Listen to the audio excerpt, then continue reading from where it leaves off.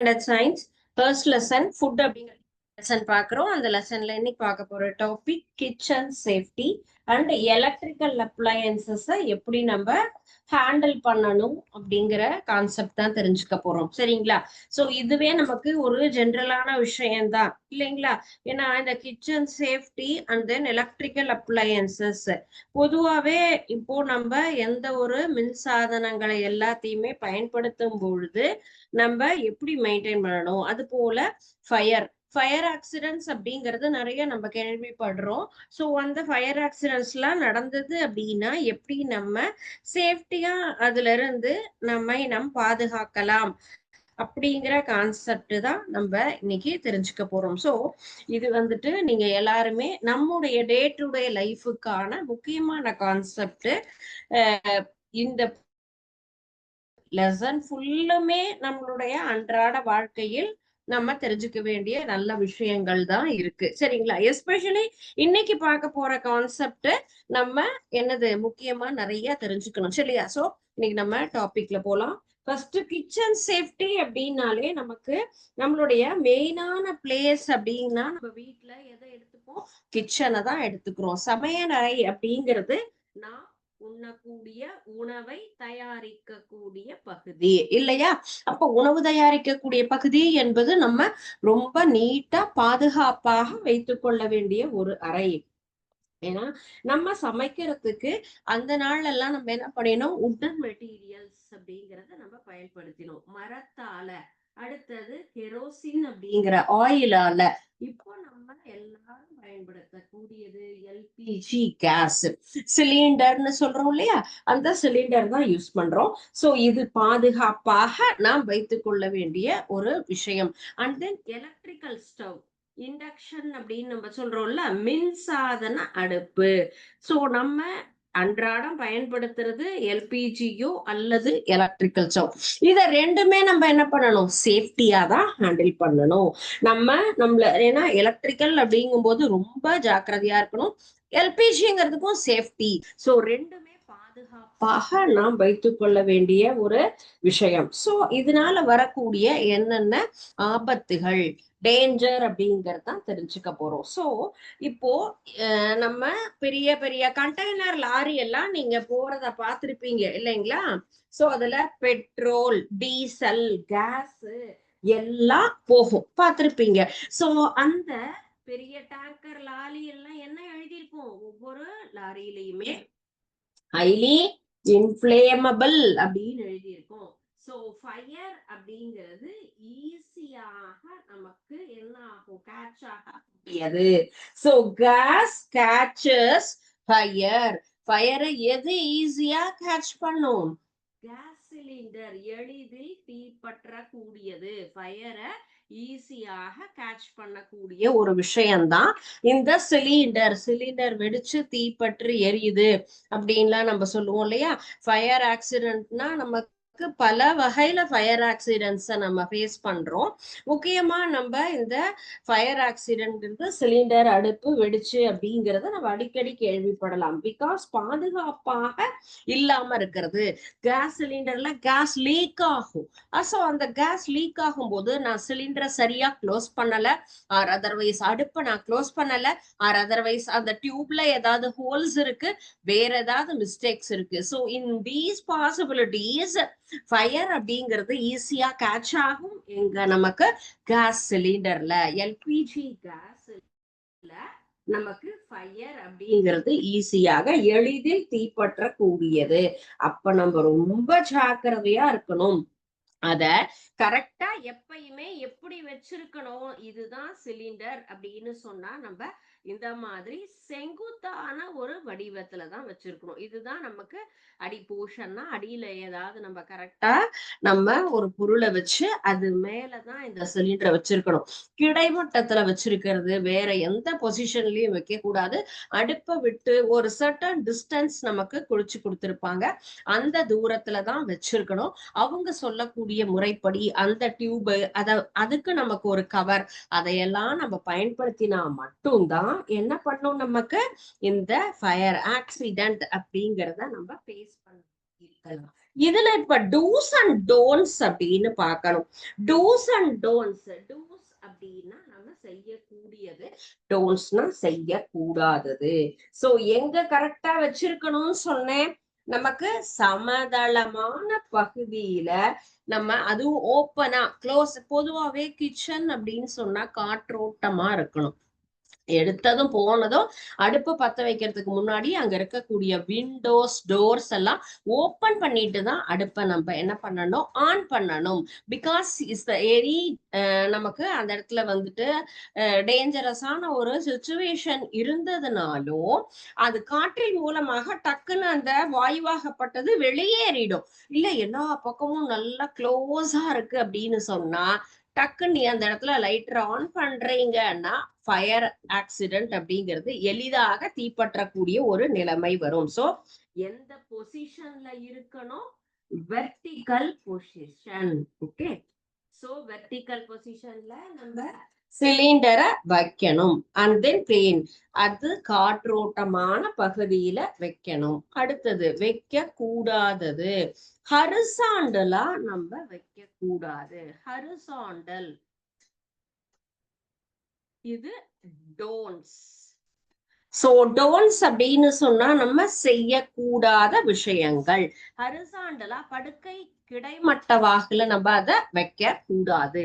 Okay, and second one, keep the lighter ready and turn and gas stove. நம்ம on பண்ணும் பொழுது கரெக்டா என்ன தயாராக இருக்கணும். சோ ரெடி டு ஆக்ஷன், நம்ம எப்பயுமே எப்படி இருக்கணும், ரொம்ப ப்ராப்பரா இருக்கணும். நம்மளுடைய இப்போ சமைக்க போறோம் எப்படின்னா எல்லாத்தையும் ரெடி பண்ணி அடுப்புல வச்சுட்டு தான் நம்ம அடுத்தது லைட்டரை எடுத்து ஆன் பண்ணணும். நாம ஓபன் பண்ணிட்டு லைட்டரை எடுத்து அதுக்கப்புறமா ஐயோ லைட்டர் காணுமே தேடக்கூடாது. ஃபர்ஸ்ட் நம்ம லைட்டரை கையில எடுத்து வச்சுட்டு தான் நம்ம ஆன் பண்ணணும். இப்போ ஏதாவது ஒரு லீக்கேஜ் இருக்கு அப்படின்னு தெரிஞ்சதுன்னா இமீடியட்டா நம்ம என்ன பண்ணணும், ப்ரீவியஸாவே நம்ம டோர்ஸ் அண்ட் விண்டோஸ் ரெண்டையுமே ஓப்பன் கண்டிஷன்ல வச்சிருக்கணும். சோ அந்த மாதிரி தெரியாம இப்போ லீக்கேஜ் ஆனாலும் அது எளிதாக என்ன ஆயிடும், வெளியேறிடும். So door close, door and windows. கதவு ஜன்னல்லாம் என்ன பண்ணக்கூடாது, க்ளோஸாக இருக்கக்கூடாது. சோ எப்பயுமே ISI முத்திரை உள்ள தரமான மெட்டீரியலை தான் வாங்கணும். நம்ம பர்ச்சேஸ் பண்ணும் போதே குறைவான விலை, ஒரு சில பொருள்கள் தான்ப்பா குறைவான விலை பரவாயில்லன்னு வாங்கலாம். ஆனா நமக்கு இதெல்லாம் உயிர் சம்பந்தப்பட்டது, நம்ம ஜாக்கிரதையா நம்ம வச்சுக்கணும் அப்படின்னு சொன்னா அப்ப இதுக்கெல்லாம் என்ன பார்க்க கூடாது, நம்ம எளிதாக ஈஸியா கிடைக்கக்கூடியது, மலிவாக கிடைக்குது அப்படின்னு சொல்லிட்டு எந்த ஒரு விஷயத்தையுமே நாம் வாங்க கூடாது. ஃபர்ஸ்ட் திங் நம்ம என்னது, வெர்டிக்கல் பொசிஷன்ல வைக்கணும், ஹரிசாண்டல் பொசிஷன்ல வைக்க கூடாது, டோர்ஸ் அண்ட் விண்டோஸ் ஓப்பனா வைக்கணும், க்ளோஸ் பண்ணி வைக்க கூடாது, ISI முத்திரை இருக்கக்கூடிய மெட்டீரியலா தான் வாங்கணும். நம்ம லோ குவாலிட்டி மெட்டீரியல்ஸை பர்ச்சேஸ் பண்ண கூடாது. லைட்டரை எடுத்து வச்சுட்டு தான் நம்ம அடுத்தது எல்லா விஷயத்துக்கும் தயாராகணும். சரிங்களா? சோ இதுதான் நம்ம கேஸ் சிலிண்டரை பத்தி நாம் தெரிந்து கொள்ள வேண்டிய முக்கியமான concept. And next, electrical appliances. Electrical appliances எப்பயுமே நம்ம ஒரு குறிப்பிட்ட வயசுக்கு அப்புறம் தான், பிகாஸ் நம்ம சின்ன குழந்தைங்க எல்லாம் எல்லா இடத்துலயும் இப்பெல்லாம் எல்லாரும் எல்லாத்தையும் டிவி ஆன் பண்றது என்ன, மீதி எல்லாம் யூஸ் பண்றது இந்த மாதிரி எல்லாம் பண்ணுவாங்க. அந்த நாள்ல எல்லாம் ஆனா சுவிட்சையே எல்லாருமே தொடுவதற்கே நம்ம எல்லாம் அச்சப்படுவோம். ஏன்னா அந்த அளவுக்கு நமக்கு வந்துட்டு எலக்ட்ரிக்கல் அப்படிங்கறதெல்லாம் அப்ப கிடையாது. ஒரே ஒரு ஃபேன் மட்டும்தான் இருக்கும். சோ அந்த ஒரு ஃபேனு அப்படின்னா அதுவும் டேபிள் ஃபேன் அந்த மாதிரிதான் இருக்கும். சீலிங் ஃபேன் அப்படிங்கறதெல்லாம் இருக்காது. ரொம்ப குறைவான பல்பு, 1 or 2 பல்ப்ஸ் காமனா இருக்கும். அந்த மாதிரி எல்லாம் இருக்கும் பொழுது நமக்கு யாருமே பெரியவங்க தான் சுவிட்ச் ஆன் பண்ணணும்லாம் சொல்லுவோம். இன்னைக்கானா அந்த கண்டிஷன்லாம் கிடையாது. ஒரே ஒரு ரூம்லயே 2 போர்டு 3 போர்டு இருக்கிற மாதிரி இருக்கும். அந்த மாதிரியான ஒரு நமக்கு டெக்னாலஜி டெவலப்மெண்ட் தேவைகள் அதிகமாயிடுச்சு. அந்த மாதிரி நம்ம பயன்படுத்திட்டு இருக்கோம். சரியா? சோ எலக்ட்ரிக்கல் அப்ளையன்சஸ எந்த இடத்துல நம்ம எப்படி யூஸ் பண்ணணும்? Do not operate electrical appliances with wet hand. Wet hand அப்படின்னு சொன்னா ஈரமான கைகளில். சோ மின்சாதனங்களை ஈர கைகளால் தொடக்கூடாது. சோ ஈர கையால என்ன பண்ணக்கூடாது, நாம் தொடக்கூடாது எந்த ஒரு எலக்ட்ரிக்கல் பொருள்களையும். சரிங்களா? ஈர கையால நாம் எந்த பொருளை, மின் சாதனங்களை தொடவே கூடாது. ஏன்னா நமக்கு எளிதாக ஷாக் அளிக்கக்கூடிய ஒரு ஆபத்து அப்படிங்கிறதுனால நம்ம ஈர கையால, நமக்கு அங்க ஏதாவது ஒரு லீக்கேஜ் இருந்ததுனாலும் இம்மீடியட்டா நமக்கு ஷாக் அப்படிங்கிறது வரும். அதனால எப்பொழுதுமே நம்ம ஈர கையால தொடவே கூடாது. ட்ரை ஹேண்ட் மட்டும்தான் யூஸ் பண்ணணும். Don't use wet hand. இதுதான் மெயினான விஷயம். எலக்ட்ரிக்கல் அப்ளையன்சஸ்ல ஏதாவது நம்ம ரிப்பேர் பண்றோம் அப்படின்னு சொன்னா, நம்ம உடன் மெட்டீரியலோ அல்லது ரப்பர் மெட்டீரியல் இதையெல்லாம் யூஸ் பண்ணிட்டு அந்த இடத்துல நம்ம ஏதாவது போர்ட்ல ஷார்டேஜஸ் இருக்கு, கிளியர் பண்ணணும் அப்படின்னா நம்முடைய சேஃப்டிக்கு ஃபர்ஸ்ட் ப்ரிஃபரன்ஸ் கொடுத்துட்டு தான் அதுக்கப்புறமா அதை ரிப்பேரிங் ஒர்க்கை நம்ம பார்க்கணும். சரிங்களா? அண்ட் நெக்ஸ்ட் நம்ம பார்க்கறது ஃபயர். சோ கிச்சன் அப்படின்னு சொன்னா நம்ம சிலிண்டர்ல எந்த மாதிரியான ஒரு ஃபயர்லாம் வரும் அப்படிங்கறது பார்த்தோம் இல்லையா? அடுத்தது மெயினா நம்ம பார்க்கறது தீ. சோ ஃபயர் அப்படின்னு சொன்னா டிஃபரண்ட் கைண்ட்ஸ் ஆஃப் ஃபயர் அப்படின்னு நம்ம பார்க்கலாம். பல வகைகள்லயும் ஃபயர் வரும். எண்ணெயில தீ பிடிக்கும், எலக்ட்ரிக்கல்ல தீ பிடிக்கும், அல்லது நமக்கு பேப்பரை எரிய விடுறது, மரங்களை எரிய விடுறது, குப்பைகளை எரிய விடுறது, இந்த மாதிரி நிறைய வகைகளில் நமக்கு என்ன ஆகும், தீ நம்ம வந்துட்டு ஃபயர் ஆக்சிடென்ட் அப்படின்னு சொல்லுவோம். ஸோ ரொம்ப ஈஸியா நமக்கு தீப்பற்றக்கூடிய பொருள் அப்படின்னு சொன்னா என்ன பண்ணக்கூடாது, நம்ம சிலிண்டர் பக்கத்துல வைக்கவே கூடாது. So do not keep inflammable materials like kerosene near the stove. நம்ம எலக்ட்ரிக்கல் ஸ்டவ் பக்கத்துல என்ன வைக்க கூடாது, எண்ணெய் பொருள்கள், தீப்பற்றி ஏறிய பொருள்களை நாம் வைக்கவே கூடாது. அண்ட் தென் நமக்கு தீ இப்போ ஃபயர் ஆக்சிடென்ட் ஆயிடுது அப்படின்னு சொன்னா அவங்கள எப்படி நம்ம சேஃப்டி மெஷர்மெண்ட், அவங்கள நம்ம சேஃபர் சைடா பாதுகாக்கலாம். இப்போ ஃபயர் ஆக்சிடென்ட் அப்படின்னு ஆயிடுச்சு. ஸோ ஃபயர் ஆக்சிடென்ட் ஆன ஒரு பர்சனை எப்படி நம்ம ரெஸ்கியூ பண்ணணும், பாதுகாக்கணும் அப்படின்னு சொன்னா அவங்கள ஏதாவது ஒரு திக்கான பிளாங்கெட், போர்வையை யூஸ் பண்ணி என்ன பண்ணணும், நம்ம அவங்கள சுத்தி அத ரோல் பண்ணிட்டு அவங்கள ஃபர்ஸ்ட் அந்த கார்பெட்ல உள்ள விடணும். அந்த மாதிரி மூடிட்டோம் அப்படின்னு சொன்னா அவங்க அந்த தீயாகப்பட்டது டக்குன்னு ஆஃப் ஆயிடும். கவர் திக் பிளாங்கெட். சோ ஃபயர் ஆக்சிடென்ட் ஆன பர்சனை நம்ம ரெஸ்கியூ பண்ணணும்னா முதல்ல தடிமனான போர்வையால் அவங்கள போத்திட்டோம் அப்படின்னு சொன்னா அந்த தீ ரொம்ப ஈஸியா ஆஃப் ஆயிடும். சரிங்களா? அண்ட் தென் அல்லது வேற ஏதாவது மூலமாக நம்ம தீ பிடிச்சது அப்படின்னு சொன்னா அதை எப்படி நம்ம ஆஃப் பண்ணணும் அப்படின்னா, யூஸ் ட்ரை மெட்டீரியல்ஸ். என்னன்னு கேட்டா நம்ம அந்த இடத்துல மணல் அந்த மாதிரி பொருள்களை நம்ம என்ன பண்ணணும், தீய அணைக்கிறதுக்காக பயன்படுத்தணும். சோ தீய அணைக்கிறதுக்கு தண்ணி மட்டுமே கிடையாது. சோ ஆயில் ஃபயரை நம்ம என்ன பண்ணணும், ஆக்சிடென்ட் இப்போ ஆயில்னால ஒரு ஃபயர் வருதுன்னு சொன்னா அதை அணைக்கணும்னா எதை பயன்படுத்தணும், யூஸ் சாண்ட், மண்ணை பயன்படுத்தி நம்ம என்ன பண்ணணும், அந்த தீய நம்ம சீக்கிரமா ஆஃப் பண்ணலாம். Okay, so kerosene or oil catches fire, use sand to put off the fire. And next one, solid material. உடன் மெட்டீரியல் ஃபயர் ஆச்சு அப்படின்னு சொன்னா அந்த பிளேஸ்ல நம்ம எதை யூஸ் பண்ணணும், தண்ணியை யூஸ் பண்ணணும். உடன் மெட்டீரியல் ஃபயர். ஸோ ஃபர்ஸ்ட் நம்ம போய் பார்க்கும்பொழுது எந்த ஃபயர் அப்படிங்கிறத நம்ம ஃபைண்ட் அவுட் பண்ணணும். அதுக்கு தகுந்த மாதிரியான ஃபயர் எக்ஸ்டிங்விஷர் நம்ம அந்த இடத்துல யூஸ் பண்ணணும். எலக்ட்ரிக்கல் அப்ளையன்சஸ், எலக்ட்ரிக்கல் ஃபயர் அப்படின்னு சொன்னா அப்போ அந்த இடத்துல எலக்ட்ரிக்கல்ல தண்ணி அடிச்சா என்ன ஆகும், இன்னும் ஷாக் ஜாஸ்தி ஆயிடும் இல்லைங்களா? சோ அப்ப எலக்ட்ரிக்கல் அப்ளையன்சஸ் ஃபயர் அப்படின்னு சொன்னா எலக்ட்ரிசிட்டிய ஃபர்ஸ்ட் என்ன பண்ணணும், அன்பிளக் பண்ணணும். மெயினா நம்ம ஃபர்ஸ்ட் ஆஃப் பண்ணிடணும். அதை ஆஃப் பண்ணிட்டு அதுக்கப்புறமா தான் அதை எப்படி நம்ம அந்த ஃபயரை ரெஸ்கியூ பண்ணணுங்கிறத யோசிக்கணும். அதற்கு தகுந்த நம்ம ஃபுல்லும் ஒவ்வொன்றுக்கும் ஒவ்வொரு வகையான நமக்கு வந்துட்டு ஃபயர் எக்ஸ்டிங்ஷர் இருக்கு. இப்ப பேப்பர் அண்ட் தென் உடன் மெட்டீரியல் அப்படின்னு சொன்னா வாட்டர் யூஸ் பண்ணலாம், தண்ணியை யூஸ் பண்ணி நம்ம அந்த ஃபயரை ஆஃப் பண்ணலாம். And then liquid or gas material, so liquid அல்லது கேஸ் சம்பந்தப்பட்டது அப்படின்னு சொன்னா அந்த கார்பன் டை ஆக்சைடு. நீங்க அந்த ஒரு ரெட் கலர்ல ஒரு என்ன ஃபயர் எக்ஸ்டிங்ஷர் எல்லா இடத்துலயும் பார்த்திருப்பீங்க இல்லையா? காமன் பிளேசஸ் எல்லா பிளேசஸ்லயுமே அதை வச்சிருப்பாங்க. அந்தந்த ஃபயருக்கு தகுந்த மாதிரி அதை நம்ம என்ன பண்ணிக்கலாம், அதை யூஸ் பண்ணிக்கலாம். சோ அப்ளையன்சஸ் அப்படின்னு சொன்னா ட்ரை பவுடர் இருக்கும். One of the chemical dry பவுடரை யூஸ் பண்ணி அந்த எலக்ட்ரிக்கல் ஃபயரை நம்ம என்ன பண்ணலாம், ஆஃப் பண்ணலாம். சோ ஒவ்வொரு வகையான ஃபயருக்கும் ஒவ்வொரு வகையான நம்ம வந்துட்டு பொருளை யூஸ் பண்ணி தான் இதை ஆஃப் பண்ணணும். பாருங்க, இப்போ எந்தெந்த மாதிரியான ஃபயர்லாம் வரும். ஆயில், கிரீஸ், பெயிண்ட், இதுலயும் என்ன ஆகும், flammable liquids and then ordinary combustible paper, மரம் அல்லது துணி, ரப்பர், இதெல்லாம் தீப்பிடிச்சு எரியும். எலக்ட்ரிக்கல் பேனல், மோட்டார், ஒயரிங், இந்த மாதிரி எலக்ட்ரானிக் கேஜெட்ஸ் இதெல்லாம் தீப்பற்றி எரியும்.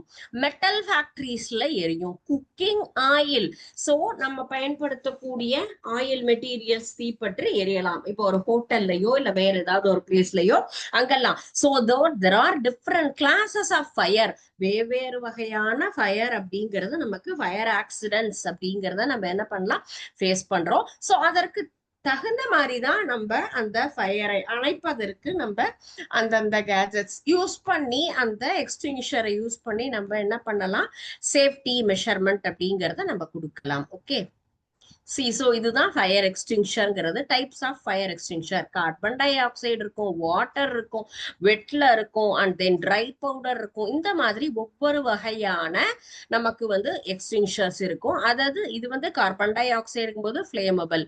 நம்ம பார்த்தோம்னா கார்பன் டை ஆக்சைடு இருக்காக நமக்கு திரவம் அல்லது வாயுவை அணைப்பதற்கு, தண்ணி மரப்பொருளை அணைப்பதற்கு, ஆயில்ல நம்ம எண்ணெய் சம்பந்தப்பட்டதை நம்ம அணைக்கணும் அப்படின்னு சொன்னா நம்ம மணல் அந்த மாதிரி நம்ம எடுத்துக்கலாம். ட்ரை கெமிக்கல் பவுடர், இது எல்லாமே நமக்கு எலக்ட்ரிக்கல்ஸ் அந்த இதை ஆஃப் பண்றதுக்காக, அந்த ஃபயரை ஆஃப் பண்றதுக்கு நம்ம பயன்படுத்தக்கூடிய ஒரு பொருள்கள். சோ இந்த இது நம்ம எல்லா இடத்துலயும் பார்க்கலாம். இனிமே பாத்தீங்கன்னு சொன்னா அது எந்த மாதிரியான தீயை அணைப்பதற்கு எந்த ஃபயர் எக்ஸ்டிங்ஷர் பயன்படுத்துறாங்க அப்படிங்கறதையும் நீங்க நோட்டீஸ் பண்ணுங்க. ஓகே, சோ இதுதான். And then next one is burn. இப்போ நம்ம ஃபயர் ஆக்சிடென்ட் ஆயிடுச்சு, காயம் அப்படிங்கிறது நமக்கு ஏற்பட்டிருக்கு. ஒரு ஃபயர் ஆக்சிடென்ட்ல வரக்கூடிய அந்த வூண்ட் அப்படிங்கிறத நம்ம எப்படியெல்லாம், ஆக்சிடென்ட் ஆனவங்களை நம்ம எப்படி பாதுகாக்கணும், நெருப்பினால் ஏற்பட்ட ஒரு காயத்தை நாம் எவ்வாறு குணப்படுத்தலாம், ஃபயரினால் ஏற்பட்ட ஒரு காயத்தை குணப்படுத்துறதுக்காக ரொம்ப எளிதாக சின்னதாக இருந்தா என்ன யூஸ் பண்ணணும், ரன்னிங் வாட்டர். நல்லா பைப்பை ஓபன் பண்ணிட்டு அந்த தீ காயத்தை நம்ம காமிச்சோம் அப்படின்னாலே கண்டிப்பா அது ஓரளவுக்கு நமக்கு ஃபர்ஸ்ட் எய்டுன்னு சொல்லுவோம் இல்லையா, வீட்லயே நம்ம அவங்களுக்கு ஃபர்ஸ்ட் எய்டு கொடுக்கணும் அப்படிங்கிற கான்செப்டுக்கு நம்ம என்ன பண்ணலாம், ரொம்ப சின்ன காயமாக இருந்தது அப்படின்னு சொன்னா, மைனரா இருந்தது அப்படின்னு சொல்லும் பொழுது ரன்னிங் வாட்டரை யூஸ் பண்ணி அதை வாஷ் பண்ணிட்டு ஹாஸ்பிட்டல்ல போய் அடுத்த ட்ரீட்மெண்ட் அப்படின்னு நம்ம எடுத்துக்கலாம். இதே மேஜரா இருந்தது அப்படின்னு சொன்னா நம்ம அத எப்படி சொன்னோம், மெடிக்கல் ட்ரீட்மெண்ட் டக்குன்னு நம்ம இத மாதிரி வாஷ் பண்ணணும், அல்லது கம்பளியை போத்தி நம்ம என்ன பண்றோம், அவங்கள ரொட்டேட் பண்ணணும். அதெல்லாம் பண்ணும் பொழுது மேஜரான ஃபயர் அப்படிங்கறத அவங்களுக்கு அந்த காயம் அப்படிங்கறத நம்ம என்ன பண்ணலாம், ஃபுல்லுமே குணப்படுத்தலாம். ஃபர்ஸ்ட் பிளாங்கெட், நல்ல ஒரு தடிமனான ஒரு துணியை வச்சு அல்லது போர்வையை வச்சு அவங்கள சுத்திட்டு அந்த ஃபயரை ஆஃப் பண்ணிட்டு அதுக்கப்புறமா நம்ம ஹாஸ்பிட்டலுக்கு கூட்டு போயிட்டு ப்ராப்பரான மெடிக்கல் ட்ரீட்மெண்ட் வேணும். ப்ராப்பர் ட்ரீட்மெண்ட் இல்ல அப்படின்னு சொன்னா தீக்காயம் என்பது எளிதில் ஆறக்கூடியது கிடையாது. நம்முடைய ஸ்கின் பகுதி, தோல் பகுதியில பாத்தீங்கன்னு சொன்னா உள்ள நிறைய லேயர்ஸ் இருக்கும். அந்த உண்டாகப்பட்டது உள்ள டீப்பா போகும். அந்த மாதிரி போயிடுச்சுன்னா ஒவ்வொரு லேயரா நமக்கு என்ன ஆகும், குணமாயிதான் ஃபைனலா அந்த காயம் அப்படிங்கிறது ஆறும். சோ சின்னதா ஒரு தீக்காயம் கண்டிப்பா இப்ப அதுவும் தீபாவளி கிராஸா இருக்கு. நிறைய பேருக்கு என்ன ஆயிருக்கும், அந்த விழுப்புன்னு சொல்ற மாதிரி சின்ன சின்ன தீ காயங்கள் அப்படின்னு ஏற்பட்டிருக்கும் இல்லையா. கம்பி மத்தாப்பால வரக்கூடியது, புஸ்வானத்தால வரும். சங்கு சக்கரம் வைக்கும் போது டக்குன்னு நம்ம என்ன சொல்றோம், கொஞ்சம் கேர்லெஸ்ஸா இருக்கக்கூடிய விஷயத்துலதான் ஆபத்து. இதே பெரிய வெடியை வச்சுட்டு வேகமா நகர்ந்து வந்துருவோம், இது ஒண்ணுமே பண்ணாது ஊசி பட்டாசு அப்படிம்போம், அதுதான் டக்குன்னு கையில வெடிச்சு ஒரு பொறி விழுந்திருக்கும். ஒண்ணும் இல்லைன்னு சொல்லி அப்படியே என்ன பண்ணுவோம், அத கைய தேய்ச்சிட்டோம் அப்படின்னு சொன்னா அந்த ஸ்கின் அப்படியே பாருங்க உறிஞ்சு வந்துரும். நிறைய பேருக்கு அந்த ஒரு அனுபவம் இருக்கும். சோ அது எப்படி உள்ள பட்டிருக்குன்னு பார்த்துட்டு என்ன பண்ணணும், ஃபர்ஸ்ட் வாட்டர்ல நம்ம அத வாஷ் பண்ணணும். வாஷ் பண்ணிட்டோம்னா அந்த பபிள்ஸ் மேல என்ன ஆகாது, இந்த மாதிரி உள்ள தண்ணி அப்படிங்கிறது சேர்ந்துக்காது. அது இன்னும் அதிகமாக அந்த காயமாகப்பட்டது நமக்கு ஃபுல்லும் அத பெருசாயிட்டே போகாம நம்ம சேஃப்டியா அத பாதுகாக்கலாம். சரியா? ஓகே. சோ இப்ப எப்படி நம்ம வந்து சேஃப்டி மெஷர்மெண்ட் அப்படின்னு பார்த்தோம்ல, அதற்குண்டான ஒரு சின்ன சிமுலேஷன் தான் இப்ப நம்ம பார்க்க போறோம். இந்த சிமுலேஷன்ல பாத்தீங்கன்னு சொன்னா நம்ம பார்க்கக்கூடியது ஒவ்வொரு விஷயத்திலயுமே என்னெல்லாம் இருக்கு, எப்படி இத நம்ம அவங்கள first thing hot oil fire. இது என்னது, ஹாட் ஆயில் ஃபயர்ங்கிறது pour water on it, you are frying food and oil catches fire அப்படின்னு சொன்னா என்ன பண்ணணும். இப்போ அத ஒரு பவுல் தீப்பற்றி எரிகிறது, அம்மா ஏதோ எண்ணெயில பொரிக்கிறாங்க, டக்குன்னு தீ பிடிச்சுக்குது அப்படின்னா எப்படி அதை ஆஃப் பண்ணணும். Try to carry pan outside, blow on it to extinguish, pour water on it. எண்ணெயில தண்ணியை குடமா எடுத்து ஊத்தலாமா, இல்ல டக்குன்னு அதை மூடலாமா, அல்லது பேனை தூக்கிட்டு வந்துடலாமா. தீ பிடிச்சிருக்கிறத தூக்க முடியுமா. Okay, cover with a metal lid. So டக்குன்னு அதுல வேற ஏதாவது ஒரு மூடிய போட்டு ஆஃப் பண்ணணும். Covering cuts off oxygen supply. நம்ம தீப்பற்றி எரிவதற்கு என்ன தேவை, தீ பிடிச்சு எரியணும்னு சொன்னா ஆக்சிஜன் தேவை. ஆக்சிஜனை புட் ஆஃப் பண்ணணும், கட் ஆஃப் பண்ணணும்னு சொன்னா மெட்டல் லிட்ட போட்டு மூடிட்டா அது என்ன ஆகும், அந்த தீயாகப்பட்டது அணைஞ்சிடும். சோ ஹாட் ஆயில் ஃபயர் அப்படின்னு சொன்னா என்ன பண்ணணும், அதுல எண்ணெய் தீ பிடிச்சு இருந்ததுன்னா ஏதாவது ஒரு பெரிய தட்டோ அந்த மாதிரி இருக்கக்கூடிய கவரை தூக்கி அந்த பேன்ல மூடிட்டோம் அப்படின்னு சொன்னா அது நமக்கு க்ளோஸ் ஆயிடுத்துன்னா ஃபர்தரா அது எக்ஸ்டெண்ட் ஆகாது. ஓகே. Sharp naive handling. நம்ம வந்து இப்பெல்லாம் வெஜிடபிள் கட் பண்றோம் அப்படின்னு சொன்னா ஷார்ப்பான நைவ்ஸ் யூஸ் பண்ணி கட் பண்றோம். You need to wash a sharp naive. What's the safest way, sorry. இப்போ அதை வாஷ் பண்ணோம்னா leave it soaking in soapy water, wash immediately with blade away, place on rack on blade down, put in the dishwasher, wipe the wet cloth only. So sharp knife handle பண்ணணும் அப்படின்னு சொன்னா அந்த இடத்துல அப்போ நம்ம handle பண்ணும்போது yes, wash immediately with blade away, place on rack. அந்த ப்ராப்பரான பிளேஸ்ல நம்ம கரெக்டா அதை வச்சுட்டோம்னா அதுல இருந்து ஆபத்து நமக்கு வராது. Always handle knives carefully and store safely. எடுத்த பொருளை எடுத்த இடத்துல வைக்கணும். இந்த ஒரு கான்செப்ட் ரொம்ப நல்ல விஷயம். எந்த பொருளுக்கா இருந்தாலும் சரி, எந்த வயது, எந்த சினாரியோ, எந்த சுச்சுவேஷன்லயுமே எடுத்ததை வச்சுட்டா வீடும் நீட்டா இருக்கும். டைம் சேவிங், நேரத்தை மிச்சப்படுத்தணும்னு சொன்னா அப்படி காலையில நீங்க கிளம்பி போனதுக்கு அப்புறம் உங்க அம்மா உங்க பிளேஸ கிளியர் பண்றதுக்கு எடுத்துக்கொள்ளக்கூடிய நேரம் என்பது அவ்வளவு டைம்ல இருக்கும். அதுல எவ்வளவோ வேலைகள் செய்யலாம். புக்கை கரெக்டா எடுத்த இடத்துல சரியா வைக்கணும். நம்ம ஷூ எங்க ப்ராப்பரா வச்சோம்னா காலையில போய் எடுத்துக்கலாம். சாக்ஸ், நம்ம யூஸ் பண்ணக்கூடிய வாட்டர் பாட்டில், இது எல்லாம் சின்ன சின்ன விஷயங்கள். பென்சில் பாக்ஸ் ராத்திரி படிச்சுட்டு அப்படியே வச்சுட்டு வந்துருவோம், காலையில போய் தேடிட்டே இருப்போம். அதை எடுத்ததும் பேக்ல வச்சுட்டோம் அப்படின்னு சொன்னா காலையில தேட வேண்டாம். சோ எடுத்த பொருளை எடுத்த இடத்துல. அதே மாதிரி இந்த ஷார்ப் நைஃபையும் ப்ராப்பரா வாஷ் பண்ணி கரெக்டா சேஃப்டியா வச்சுட்டா ஆபத்து கிடையாது. Wet hands and appliances, you need unplug the toaster but your hands are wet. ஈரமா இருக்கு, நம்ம ஆஃப் பண்ணணும். ஏதாவது அன்பிளக் பண்ணணும்னா unplug it quickly before drying hands. Dry hands completely first, then unplug. Use wet towel or ask someone else to do it. Dry hands. So நமக்கு dry hands completely first then unplug. So always dry hands. நமக்கு காய்ந்த கைகளால் மட்டுமே electrical appliances நாம் பயன்படுத்தணும். முக்கியமான விஷயம், எப்பேற்பட்ட தலைபோற விஷயமா இருந்தாலும் ஜஸ்ட் கை ஈரமா இருந்தா அப்படியே நீங்க அதை ட்ரை பண்ணிட்டு தான் அன்பிளக் பண்ணணும். அது எந்த விஷயமா இருந்தாலும் சரிதான். அது நம்முடைய உயிர் பாதுகாப்பிற்கான ஒரு விஷயம். சோ இந்த சேஃப்டி மெஷர்மெண்ட்ங்கிறது முக்கியமானது. Chemical storage. கெமிக்கல்ஸ் எல்லாம் நம்ம ஸ்டோர் பண்றோம். இப்ப மருந்து, பூச்சி மருந்து, நிறைய original container, sorry, under the sink கடியில வைக்கலாம். எம்டி ஃபுட் கண்டெய்னர் அந்த இடத்துல வைக்கலாம். நம்ம சாதாரணமா வீட்டுல மளிகை சாமானோட வச்சுக்கலாமா, ஃப்ரிட்ஜ்ல வைக்கலாமா, எங்க வைக்கணும்? பொதுவா தேவையில்லாத பிளேஸ் அண்டர் த சிங்க்கு கீழெல்லாம் நமக்கு வேஸ்டா இருக்கக்கூடிய பிளேஸ் தான். சோ இங்க நம்ம என்ன பண்ணணும்? சாப்பாட்டு பொருளை விட்டு தனியாக வைக்கணும். Correct. Keep the original label container away from food secured from children. குழந்தைகள் கைக்கு எட்டாதவாறு வேதி பொருள்களை, மருந்து பொருள்களை நாம் ஸ்டோரேஜ் பண்ணணும். அதுதான் நம்மளுடைய சேஃப்டி மெஷர்மெண்ட்ங்கிறது. Burn prevention. தீக்காயம். when removing a hot pot from the stove. டக்குன்னு நம்ம ஹாட்டான ஒரு பாட்டு, அப்போ அதை எப்படி எடுக்கணும்? யூஸ் எ வெட் டவல்.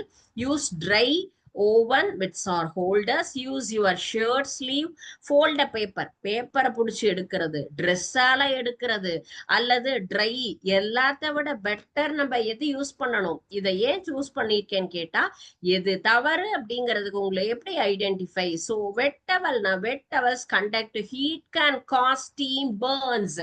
அந்த மாதிரி யூஸ் பண்ணக்கூடாது. Use dry oven mitts or pot holders. Always use dry thick. வீட்டுல அம்மா என்ன பண்ணிருப்பாங்க? நல்ல ஹோல்டர் வச்சிருப்பாங்க இல்லைங்களா? ஹோல்டர் அல்லது ட்ரை க்ளோத்ஸ், இதை வச்சுதான் நம்ம எந்த ஒரு ஹாட் பாட்டையும் எடுக்கணும். சோ அதனாலதான் நான் என்ன பண்ணிருக்கேன், இதை சூஸ் பண்ணேன். நம்ம வெட் டவல் யூஸ் பண்ணக்கூடாது, நம்ம ட்ரெஸ்ஸை யூஸ் பண்ணக்கூடாது, பேப்பரும் யூஸ் பண்ணக்கூடாது. அது எல்லாமே தவறான ஒரு விஷயம். So microwave safety. Microwave oven வச்சிருக்கவங்க எல்லாம் எந்த கண்டெய்னர் அதுல பயன்படுத்தணும்? Metal container, glass container, ceramic plates, plastic and then ceramic, glass, இது எல்லாமே நம்ம அதுல வைக்க கூடாது.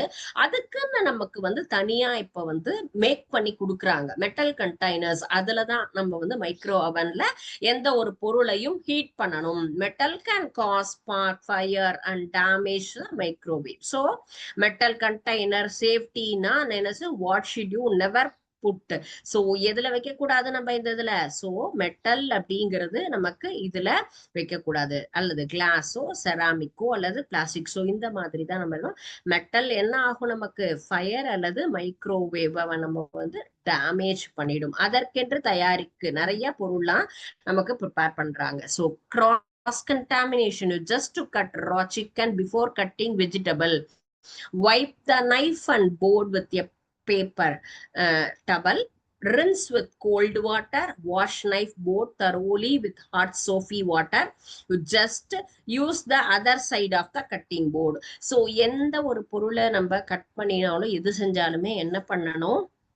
அந்த போர்டையும் நைஃபையும் ப்ராப்பரா வாஷ் பண்ணிட்டு தான் அடுத்ததான் நம்ம என்ன பண்ணணும்? வாஷ் பண்ணணும். அதுல வெஜிடபிள்ஸோ அல்லது சிக்கனோ எது செஞ்சாலுமே அந்த போர்டை நம்ம ப்ராப்பரா எப்படி நம்ம வெசல்ஸை வாஷ் பண்றோமோ அதே மாதிரி வாஷ் பண்ணணும். இல்லைன்னு சொன்னா கண்ணுக்கு தெரியாத மைக்ரோ ஆர்கானிசம் அப்படிங்கிறது இருக்கும். ஸோ அது ஹைஜீன் கிடையாது. So slip prevention. ஸோ தண்ணியில நம்ம கிச்சன்ல கண்டிப்பா நிறைய ஆபத்து வரும், வழுக்கி விட்டுடும். Put up a warning sign and continue cooking. Wipe it immediately. Towel or mop, let it air dry. Walk around carefully. So எல்லாத்த விட என்ன பண்ணணும்? இமீடியட்டா அதை தொடச்சிட்டா சரியாயிடும். So key kitchen safety. Never leave cooking unattended. Keep flammable items away from the heat source. Always use dry pot holders.